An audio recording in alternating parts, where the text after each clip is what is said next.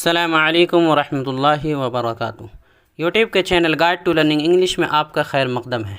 मैं हूँ मोहम्मद शहाबुद्दीन एक नई वीडियो के साथ। बिस्मिल्लाहिर्रहमानिर्रहीम। Lesson number 56 past perfect tense, सबक नंबर 56 ज़माने माजी मुकम्मल। दोस्तों, ज़माने माजी इस्तिमरानी यानी पास्ट कंटिन्यूस टेंस मुकम्मल करने के बाद आज हम पढ़ने वाले हैं पास्ट परफेक्ट टेंस यानी ज़माने माजी मुकम्मल, जो कि नहायत ही आसान और सिंपल है। इसमें ज़्यादा कुछ करना भी नहीं पड़ता है, आप बस एक बार देखेंगे और सब कुछ समझ में आ जाएगा। लिहाजा वीडियो को आखिर तक देखें और जानें कि ये टेंस कैसे बनाया जाता है। तो चलिए शुरू करते हैं। आगे बढ़ने से पहले दोस्तों, अगर आपने हमारे चैनल को अब तक सब्सक्राइब नहीं किया है तो कर लें और बेल आइकन में ऑल का बटन प्रेस करना हरगिज ना भूलें, ताकि इस तरह की एक वीडियो भी आपसे मिस ना हो। और अगर आप हमारे चैनल पर बिल्कुल नए हैं और तरतीब के साथ इंग्लिश सीखना चाहते हैं तो हमारे चैनल के प्लेलिस्ट में जाएं और लेसन वाइज वीडियोस के ऑप्शन में मौजूद तमाम वीडियोस को एक एक करके देखें और उनके मुताबिक मश्क करें। नीज कम्युनिटी के ऑप्शन को भी जरूर देखें।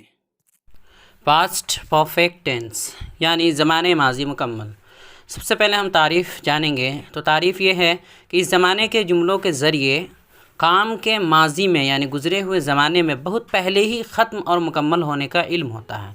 यानी ज़माने माजी में कोई काम बहुत पहले ही ख़त्म और मुकम्मल हो चुका होता है।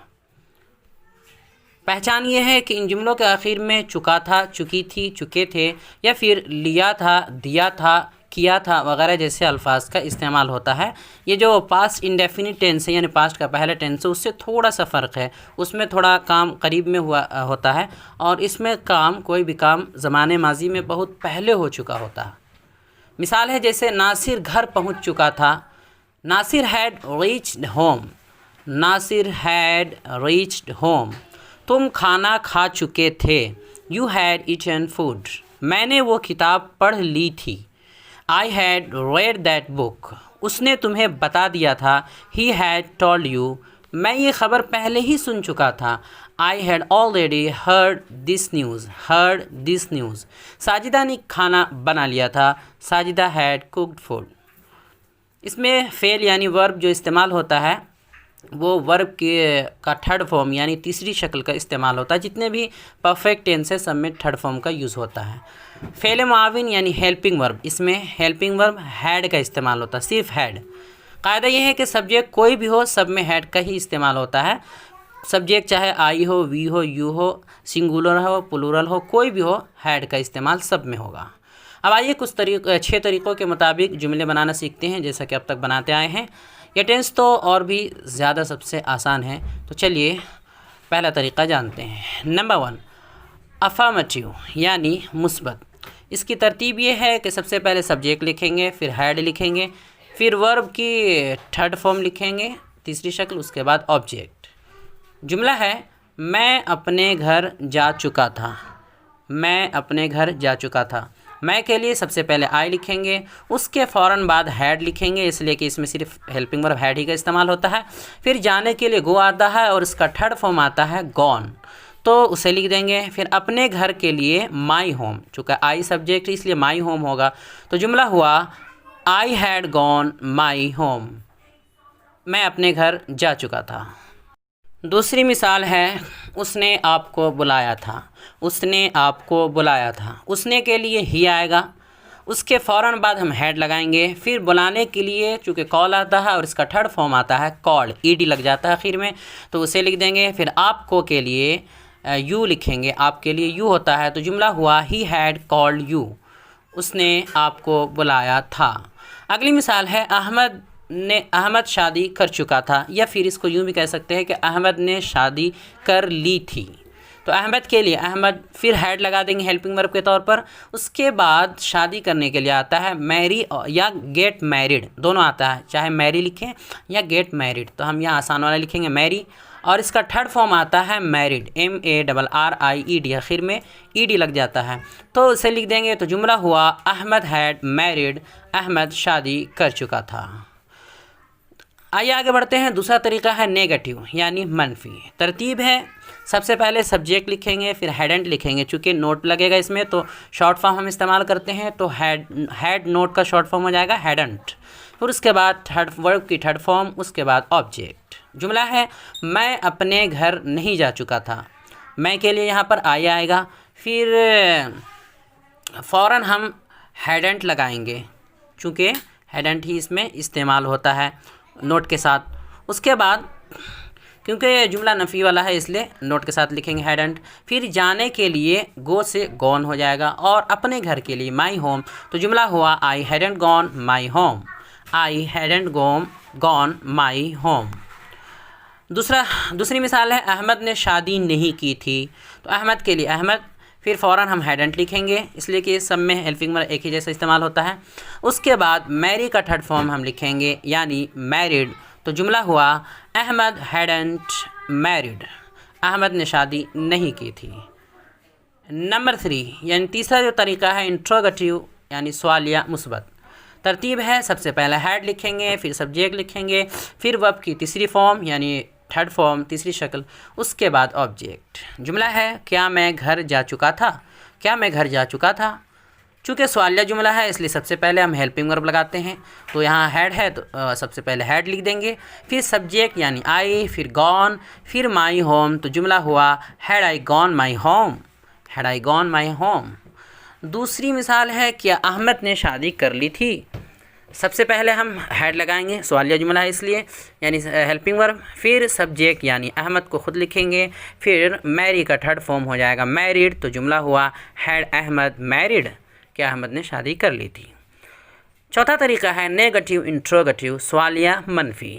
तरतीब है, सबसे पहले हैडंट लगाएंगे, फिर सब्जेक्ट लगाएंगे लिखेंगे, उसके बाद वर्ब के थर्ड फॉर्म, उसके बाद ऑब्जेक्ट। इसमें वही है कि पिछले तरीके के बाद जो हेल्पिंग वर्ब है उसमें नोट लगा बढ़ा देना है बस। जुमला है क्या मैं घर नहीं जा चुका था। सबसे पहले हैडंट लिखेंगे, हैड के साथ नोट शॉर्ट फॉर्म हो जाएगा हैडंट, चूँकि सवालिया है इसलिए शुरू में ही हेल्पिंग वर्ब लगता है।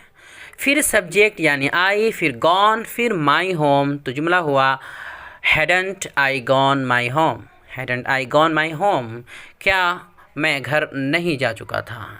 अगली मिसाल है क्या अहमद ने शादी नहीं की थी, तो शुरू में हम हैडंट लिखेंगे, उसके बाद अहमद लिखेंगे यानी सब्जेक्ट, फिर मैरिड लिख देंगे थर्ड फॉर्म मैरी से, तो जुमला हुआ hadn't Ahmad married, hadn't Ahmad married, क्या अहमद ने शादी नहीं की थी।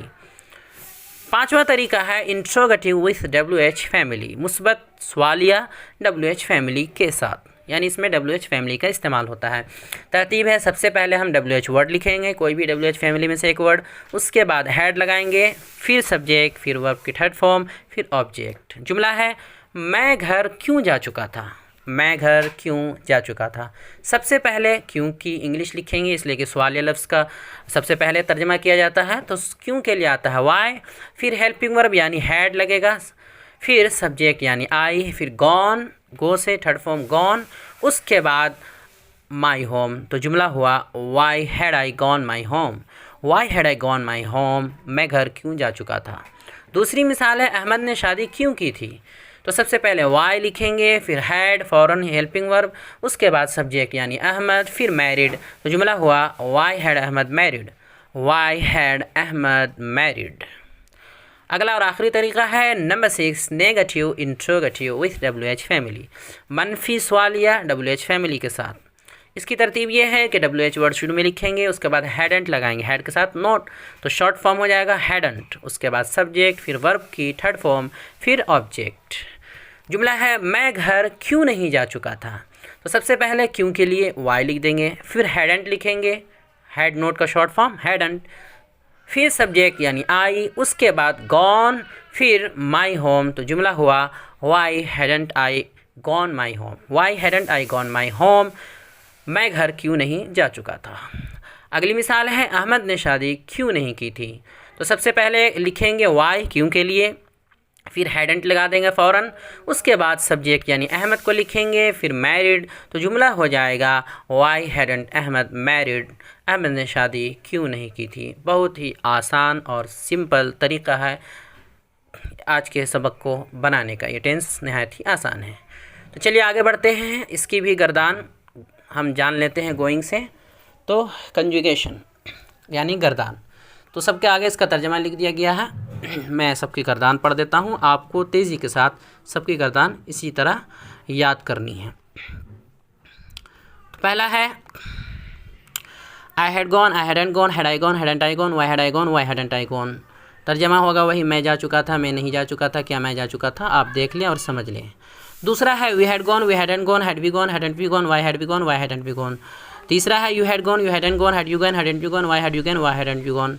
और चौथा है they had gone, they hadn't gone, had they gone, hadn't they gone, why had they gone, why hadn't they gone. और पांचवा है he had gone, he hadn't gone, had he gone, hadn't he gone, why had he gone, why hadn't he gone. और छठा है she had gone, she hadn't gone, had she gone, hadn't she gone, why had she gone, why hadn't she gone. सातवां it had gone, it hadn't gone, had it gone, hadn't it gone, why had it gone, why hadn't it gone. और आठवां है Ali had gone, Ali hadn't gone, had Ali gone, hadn't Ali gone, why had Ali gone, why hadn't Ali gone. आसान है, बस थोड़ी तेज़ी लानी है और समझना है। तो चलिए आगे बढ़ते हैं आज के सवालात। सवाल नंबर 1, पहला सवाल है आज के सबक यानी पास्ट परफेक्ट टेंस की तारीफ़ और पहचान क्या है बताइए।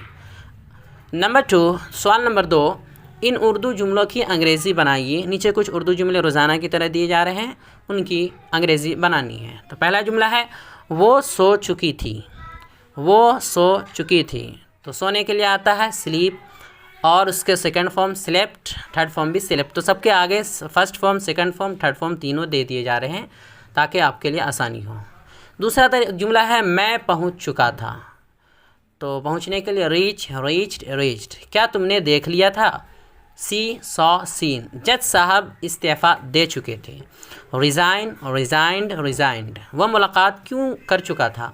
वो मुलाकात क्यों कर चुका था, यानी वो क्यों मुलाकात कर चुका था। तो मुलाकात करने के लिए मीट, मेट, मेट। क्या वो मर चुका था? Die, died, died. क्या उसने नाश्ता कर लिया था? नाश्ता करने के लिए आता है टेक ब्रेकफास्ट, टेक ब्रेकफास्ट। तो टेक से आगे आ जाएगा टुक, सेकंड फॉर्म है, और थर्ड फॉर्म है टेकन।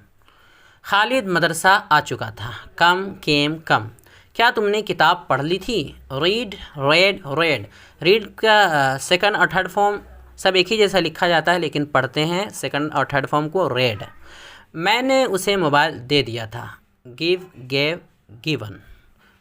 तो दोस्तों, हमारी ये कोशिश कैसी लगी, अंग्रेज़ी पढ़ाने का ये तरीक़ा कैसा लगा, अब तक के असबाक कैसे रहें, हमारा ये चैनल आपके लिए किस हद तक मुफीद और मुआविन साबित हुआ, कमेंट बॉक्स में ज़रूर तबसरा करें और हमारे चैनल को लाइक करें, सब्सक्राइब करें और ज़्यादा से ज़्यादा शेयर करें। अस्सलामु अलैकुम व रहमतुल्लाहि व बरकातहू।